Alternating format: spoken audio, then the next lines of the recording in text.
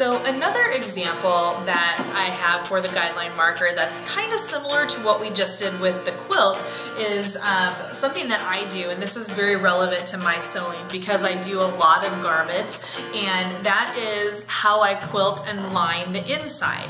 I almost never use like the silky lining fabrics on, well, I mean I do sometimes for very lightweight clothing, but for coats or suits and just heavier things, a lot of times I use quilting cottons, and like this one right here from Riley Blake, I actually unintentionally selected, but it worked really great for this project. I love polka dots, and so as I was using the guideline marker, the little tiny dots worked as like really great reference points, which I thought was kind of neat. And the cool thing about sewing is you always find new combinations for things, so now in the back of my mind I know that, hey, if I ever need to have little reference points, little dots are excellent for that because you can literally connect the dots. But the cool thing here is that in lining my garments, I do a little bit of quilting, and the guideline marker is really great for that because, let me pull this pattern back out. So this is a side front pattern piece, and it would go on the side of the torso or on the side of the bodice. And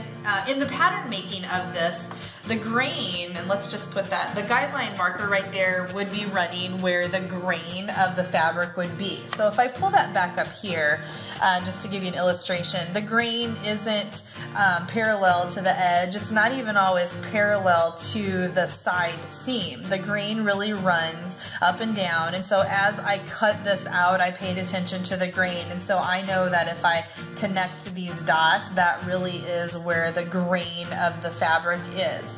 And so, okay, so what we're gonna do is we're gonna quilt this lining, and if you watch my bonus feature where I talk about assembling the garment, I'll tell you a little bit more about why I do this, because someone's out there going, why do you do that? That's extra work. Lots of very important construction and tailoring reasons why, but we'll do that in our bonus features. The guideline feature, the guideline marker here, what I'm gonna do is actually stitch a line down my fabric, and I quilt my linings. And you can do this with any sort of decorative stitch. I'm just gonna do a straight stitch right now so you can see, but what I'm doing is I am literally stitching all the way down, keeping that guideline on the dots, okay, because that is going to be, oops, I have to use both hands, there, all right. So now what I've done is there initially was no reference point on this particular pattern, and you can see the yellow line that's on there. So what I'm going to do now is I'm actually now able to put my guideline on this line, and I'm going to change the placement because I'm actually going to stitch, and let's move that over here. If I want to use my sensor pin, I can also grab that and then pick a point all the way over here, and let's do that. Let's make it nice and wide. Okay, so we're going to put that over here. Okay, so now what I'm going to do is click OK, and now when I stitch, my guide beam, I'm going to keep following that on that straight line that I just stitched on there.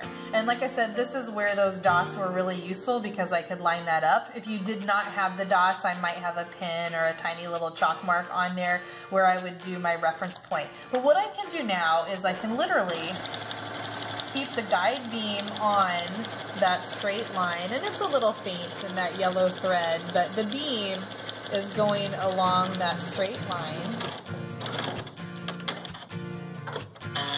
And this gives me perfect parallel lines. All right, now I won't sit here and stitch all these out, but if I flip this over, you can see how perfectly parallel those are. Can you imagine if you had to insert some boning for stability in a garment or something like that? You have perfect boning channels, which are, I mean, a really cool feature. And sometimes, like without that guideline, it can be very difficult to get those perfectly placed. So that's a great tool for that. And then again, I've quilted the lining on our dress. We'll take a look at that when we're done, but I just want to illustrate that that is something that you can do there.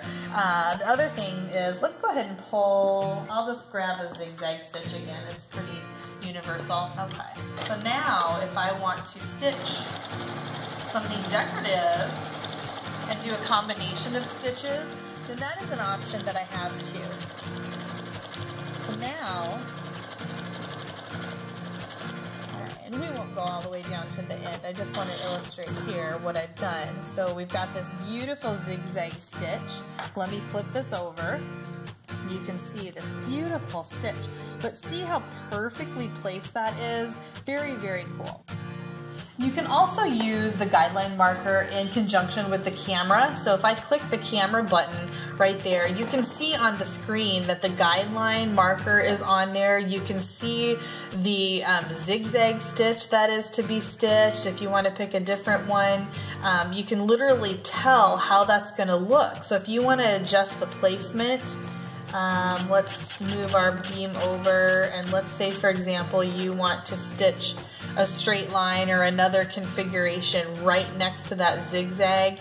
That's going to tell you what your reference point is. So although this is kind of basic, there's a lot of really, really great combinations that you can use when you get to your sewing. So, and it really is different for every project, how you want to place your stitches, what combination. So just know that you have this guide to illustrate what it's going to look like. And I love the fact that this works with the camera, because you can even change your thread color if we want red or black or yellow there. So that really kind of illustrates how close that looks to our fabric that we have. Okay, so we've kind of gone over being able to quilt your lining, and that's just bringing these layers together, and you can do all sorts of stitches. And again, check my bonus features on the more tips and tricks on just the plain old assembly of the dress. But I want to show you now some kind of more fun, detailed things that we can do with this guideline marker. So let's hop over here, and I've got just a couple sample pieces of fabric from our design. And the first thing that I want to illustrate is that the guideline marker is also really great for top stitching. So we're going to just kind of simulate that we have a seam. And this guideline right here, I've pressed the edge of my fabric over just to kind of illustrate, but I'm going to put my guideline on this, and I'm going to go back and center, whoops, wrong way. And again, if you need to check, you can pull your fabric out and line it up with those stitches there. But what I'm going to do is I'm going to have the guideline run on the fold of the fabric. Whoops. There we go. And I'm going to go back to a straight stitch instead of zigzag, because then it won't work. Okay, so now what I'm going to do is this would be similar to if I was sewing a pocket on, or a seam, or whatever type of garment application.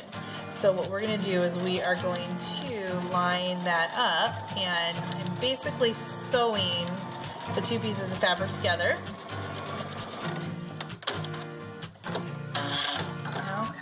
Now, if I fold that over, so again, that would be like if this were a pocket, for example. Now let's talk about stitching in the ditch. If you don't know what that is, stitching in the ditch, and let's just put our marker right on there, would be when you want to sew right where fabrics are joined together. A great application for this would be a waistband. Now I don't have a waistband on our dress, but there are lots of other applications if you're doing buttonholes.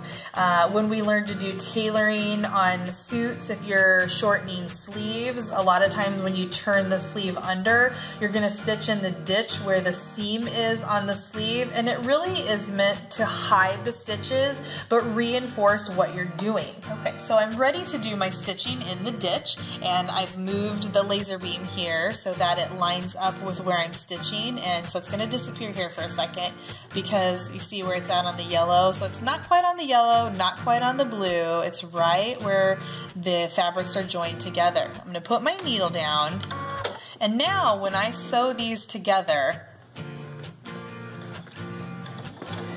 and as I keep that nice and straight,